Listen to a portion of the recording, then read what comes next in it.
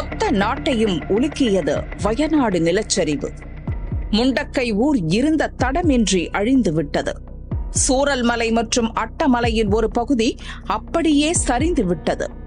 1200 வீடுகளை நிலச்சரிவு விழுங்கிவிட்டது. இதுவரை 400 பேர் சடலம் கிடைத்திருக்கிறது.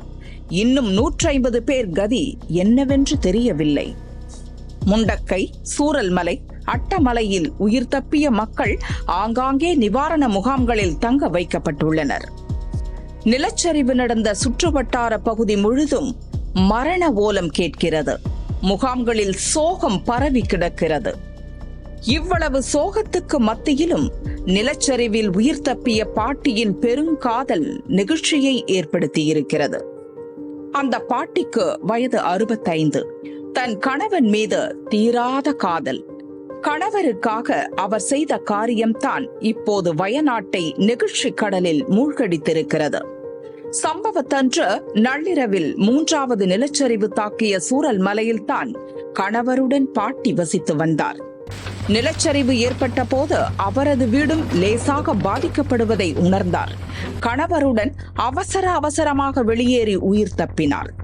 மோசமாக பாதிக்கப்பட்ட பகுதியில் இருந்து சற்று தூரத்தில் அந்த பாட்டியின் வீடு இருந்ததால் எளிதில் தப்ப முடிந்தது. பின்னர் மேப்பாடி நிவாரண முகாமில் பாட்டியும் தாத்தாவும் தங்க வைக்கப்பட்டனர். 1 வாரமாக பாட்டியை ஒரு கவலை வாட்டியது. தினமும் முகாமில் இருந்த அதிகாரிகளிடம் தான் வீட்டுக்கு போக வேண்டும் என்று அடம் பிடித்து வந்தார். வீடு இப்போது வசிக்கக்கூடிய நிலையில் இல்லை, அங்கு இருப்பதும் ஆபத்து என்று எவ்வளவோ அதிகாரிகள் சொல்லி பார்த்தனர். ஆனால் பாட்டி கேட்ட பாடில்லை. நான் என்னோட வீட்டுல தங்கி இருக்க அனுமதி கேட்கல, ஒரே ஒரு முறை என் வீட்டை பார்க்கணும், அதுக்கு மட்டும் அனுமதி தாங்க என்று கெஞ்சினார் பாட்டி. அதிகாரிகளுக்கு ஒன்றும் புரியவில்லை.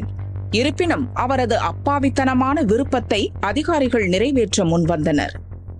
போயிட்டு சீக்கிரம் வாங்க என்று பச்சை கொடி காட்டினர். சூரல்மலையில் இன்னொரு வீட்டில் வசித்து வந்த மகன் அவரை பைக்கில் ஏற்றிக்கொண்டு வீட்டுக்கு போக புறப்பட்டார்.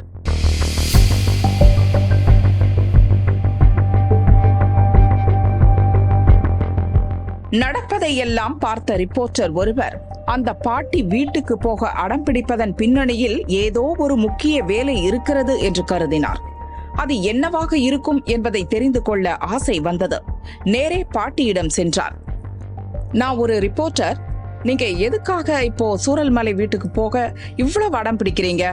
நிலச்சரிவின் கோரம் உங்களுக்கு தெரியும் தானே என்று கேட்டார்.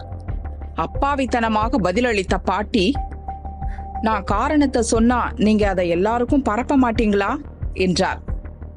உங்கள் பெயர், விவரம், சொல்லக்கூடாத அளவு என்ன விஷயம் இருக்கிறது என்று ரிப்போர்ட்டர் கேட்க பொத்தி வைத்திருந்த உண்மையை உடைத்தார் பாட்டி.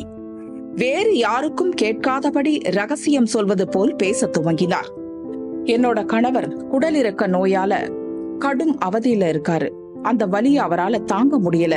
அவருக்கு ஆபரேஷன் பண்ணணும். அதுக்காக கஷ்டப்பட்டு கொஞ்சமா பணம் சேர்த்தேன். மொத்தம் 50,000 ரூபாய், 5 பவுன் தங்கம் வச்சிருந்தேன். மழைக்காலம் முடிஞ்சதும் அந்த பணம் தங்கத்தை வச்சு கணவருக்கு ஆபரேஷன் செய்யணும்னு நினைச்சிட்டு இருந்தேன்.